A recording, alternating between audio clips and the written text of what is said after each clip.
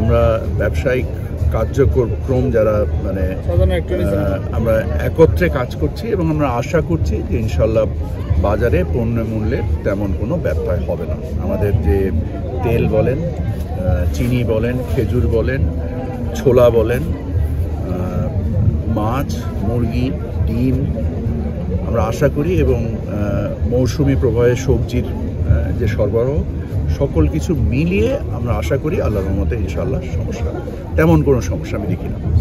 Sir, ফল আমদানিতে তো একটা শুল্ক আরোপ করা হয়েছে এবং ফল ব্যবসায়ী যারা আছে তারা হচ্ছে যে বাইরে থেকে যে ফলগুলো আসতেছে সেগুলো খালাস বন্ধ করে দেবে বলে একটা ঘোষণা দিয়েছে যদি শুল্কটা প্রত্যাহার করা না হয়। এই বিষয়ে আপনারা তাদের সাথে কোনো আলোচনা করছেন কিনা? কারণ সামনে আমি এই বিষয়ে খুব বেশি অবগত না।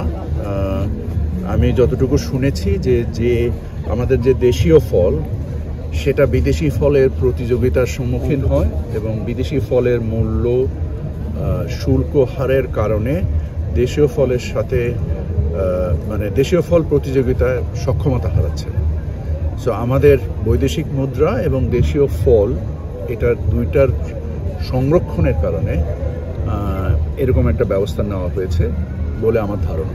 আমরা মানে বৈচিত্র্যময় পাট যেটা আমাদের জেডিপিসির যে প্রকল্প তার আন্ডারে আমরা এই মেলাটা বাংলাদেশের বিভিন্ন জায়গায় করে থাকি এবং আমরা ঠিক গত মাসে শেষ করলাম আমাদের বাণিজ্য মেলার যে সাফল্য, সেখান থেকে অনুপ্রাণিত হয়ে আমরা প্রথমবারের মতো কক্সবাজারে আসলাম।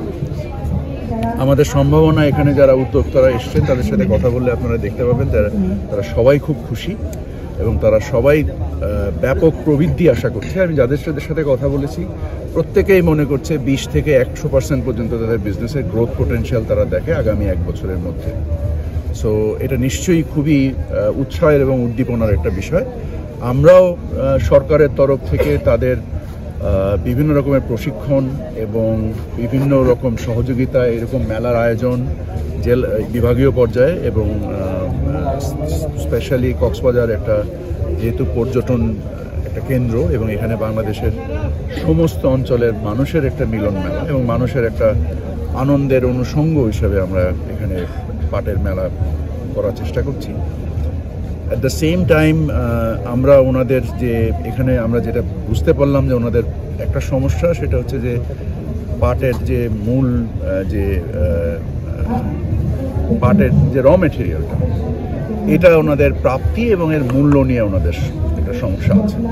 সো আমরা এটা নিয়ে যে ডিপিসির যারা আছেন কর্মকর্তা তাদের সাথে আমরা কথা বলছি, মেলার মধ্যেই কথা বলছি এবং বেশ কিছু ব্যবস্থা নিয়েছি এবং এখান থেকে যেটা বুঝেছি সেই অনুযায়ী আরও ব্যবস্থা নিব।